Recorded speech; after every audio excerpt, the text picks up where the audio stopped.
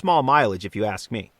So let the record show that I am positive that Josh missed something on the map when he read the numbers to me last night, but he's positive that I messed up with the calculating. But I mean, come on. Much easier to miss something on the map than me typing it into my calculator, am I right? But since this is my podcast and he can't defend himself, I'm going to state for the record that he messed up and overlooked it on the map. Take that, Josh. We had planned on Shattuck being the halfway point more or less in the day, but as it would turn out, we weren't even close to halfway and now had an additional 3.5 miles on the day if we want to go all the way to Duck Hole. So we got out the map and browsed it over and decided to change our destination goal. The new goal was Cold River Lean-Tos number 1 and 2, which would be 1.5 miles before Duck Hole. Then we can assess there if we want to carry on or not. This seemed like a good audible to call since our third day was already shorter, so tacking on an additional 1.5 miles the next day, which was only looking like a 12-mile day anyways from Duck Hole, didn't really seem like a big deal. That's also one of the major benefits of this trail with so many campsites and lean-tos. If you need to call an audible and change your plans, it's pretty easy to do so and always find a place to stay, especially if you have a tent. So the plan was now to get to Cold River Lean-To number 1, roughly 11 miles away. We decided not to stop for lunch here at Shattuck and decided to keep going to Cold River Lean-To number 4, where we'd stop and eat a quick lunch before beginning our big push towards Cold River number 1. Just after Shattuck, the trail goes over 2 very cool suspension bridges. About to walk over a super cool footbridge. Nice big wooden suspension bridge here. Oh yeah. Bouncing up and down on the suspension bridge. The first one crosses over Moose Creek, and the second one not long after that crossed over the Cold River. They're fun bridges to walk on. Props to all the men and women who built them. Dropping down here to the Cold River, which we're about to cross over. Another suspension bridge. This river is raging. It's a big old river, very fast, a real deal one. But it's got another cool, big old suspension bridge. And some white waters down below. Oh, a nice metal suspension bridge. Cool.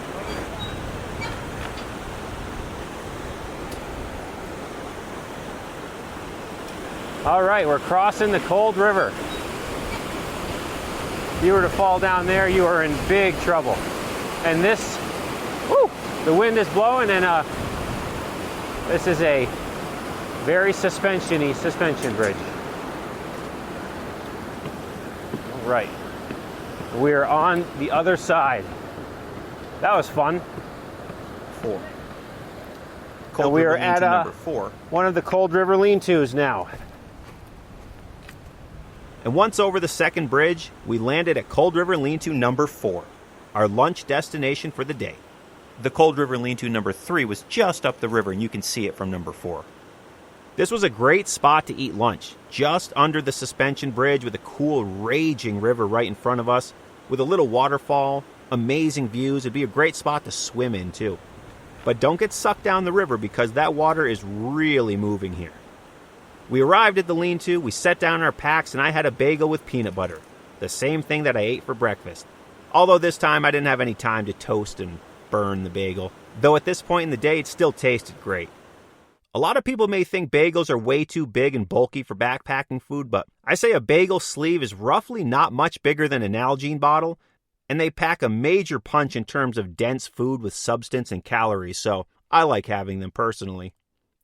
I think it's a lot of bang for your buck despite how much space it may take up, which I still don't think is very much considering.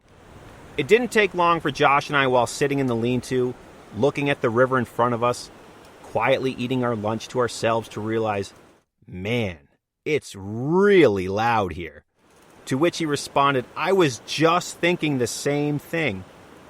This lean-to at first seems great. It's got an awesome view. It's a cool spot under the suspension bridge, but man, being only 15 feet from the river and in this part of the raging river, it is loud, really loud. Like when you'd have to kind of speak up to talk to someone who's sitting only 4 feet away from you the whole time. That sort of thing. I feel like after being here for an entire night, most people would quickly find the volume of the river to be a bit much. But decide for yourself. It is, however, a great spot for lunch nonetheless, or for a break. Due to the morning snow, my boots and socks were completely soaked, and since we had a lot of miles still to go, I decided to change my socks. The problem was I only had 3 pairs with me on the entire hike, and since yesterday's socks were wet and frozen from last night's snowfall since I didn't bring them in, I only had 1 dry pair left. So I had to decide, do I want to just keep them on in an effort to have a fresh pair tomorrow, or do I want to switch them now and not have a fresh pair tomorrow with all 3 potentially being wet? But with the large miles still to come today, it was time to do everything possible to get through today and deal with tomorrow. So I chose fresh socks now and changed into my last clean pair, and it was heavenly. Totally the right decision. I was just going to have to make it a big priority to get my socks dry tonight at the campfire, even with the 21-degree temperature we're going to have tonight. After we ate, we walked down to the river and filled up our water bottles. No pumping, just raw, cold river water. I slammed 1 bottle and quickly filled it right back up, and then we carried on with our hike after a mere 10-minute lunch. With the unexpected added mileage and not wanting to arrive at the campsite much past 6 in order to set up and get a fire going before dark, we knew we needed to bang out some miles and keep moving north. So lunch was quick. Once leaving the lean-to here at Cold River number 4, the trail now runs along the Cold River for the next 12 miles or so. So get used to that river. The trail traverses the riverbed about 15 feet above to the left, and at this point in the day, a lot of the snow was melted on this stretch of the trail, thankfully, and the woods had minimal snow in it as well. So the sun was shining and melted a good amount of it. Well, it melted here anyways, but hey, I'll take anything at this point without snow. We would see it again, though. We were 3.3 miles away from the Seward Lean-To, which was our next stopping point. The trail was pretty dry, and other than a few areas of blowdown to navigate around, we moved very fast and we were able to go the 3.3 miles along the river in just over an hour. So we were cruising.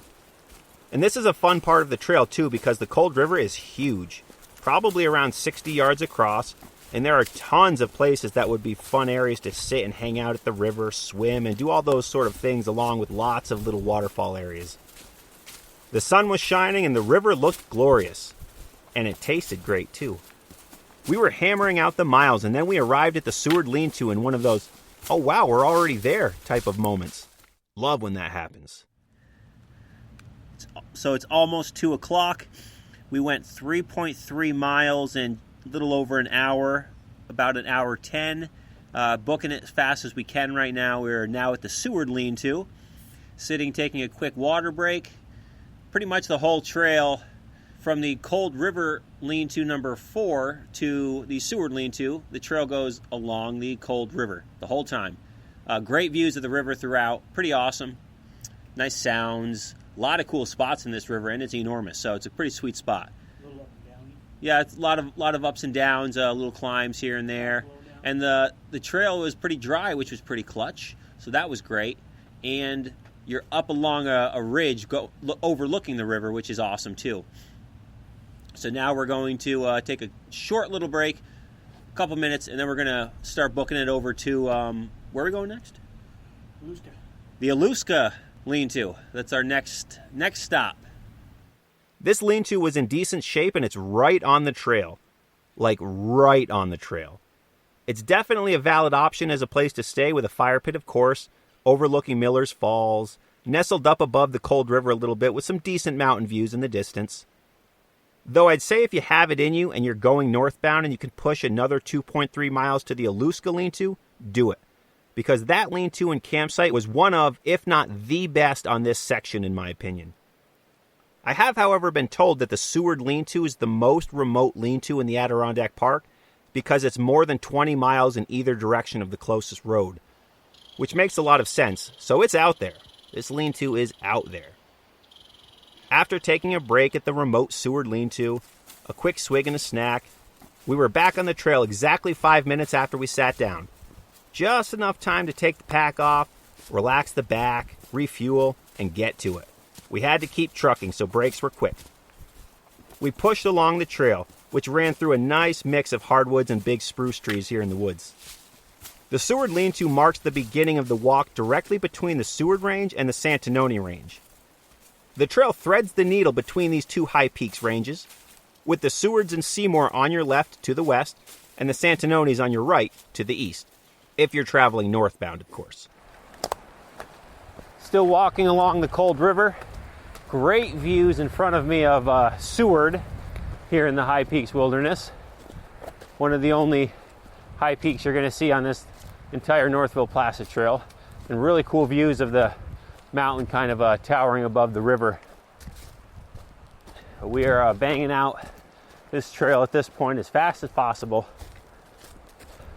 Feet are definitely feeling it, but we are approaching the Aluska Lean-To.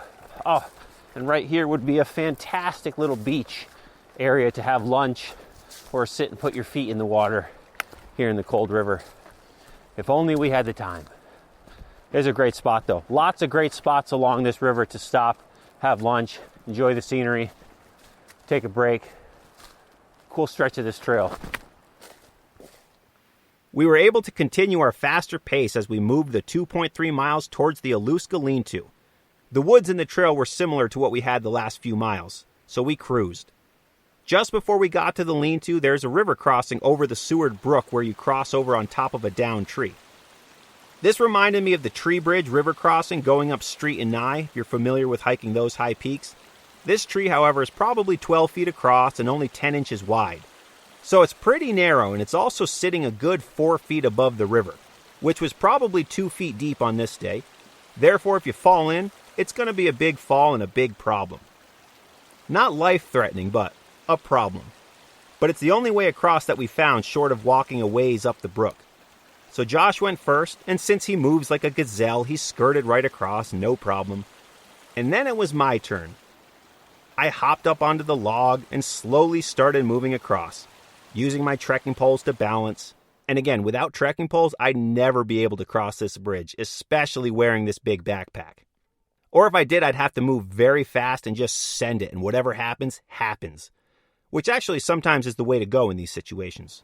But despite having the grace like a bull, I was able to maneuver across the bridge, albeit with a couple of moments of having to catch my balance and not fall in before getting to the other side successfully. Josh told me he was a bit nervous watching me cross on some of those balancing moments that I pulled. The funny part of this is, however, once you get across, there's a ton of fresh lumber there that was probably dropped there with the intention to build a small bridge over the river sometime. Classic. That crossing is certainly a great candidate for a small footbridge. I have been told there's been a bridge here in the past, but it's washed out, so maybe that's why. They're in the rebuilding phase. But for now, Nature's Bridge worked just fine. Or you could walk up the Seward Brook and find a different way across. Once you're across the river, you've arrived at the Aluska Lean-To campsite, which in my opinion is the nicest lean-to and campsite that we've seen yet, and was one of my all-time favorites on the entire trail. It's been an hour since we left the Seward Lean-To, and I am now approaching the Aluska Lean-To. Oh, this is a very nice looking lean-to. Nice new roof on it, very clean.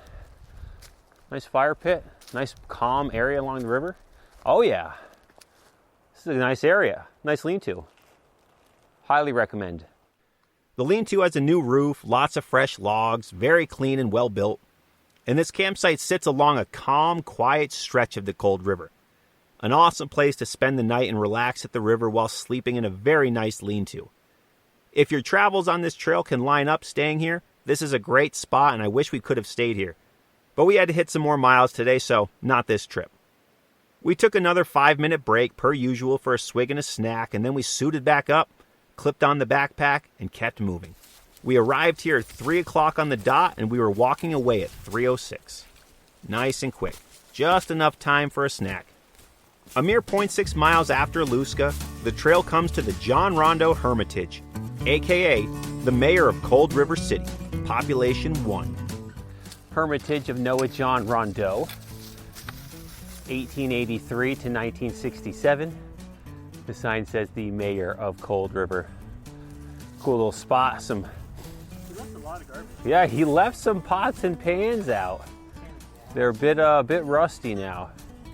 Great spot though if you were going to be a hermit to just chill out and kind of make this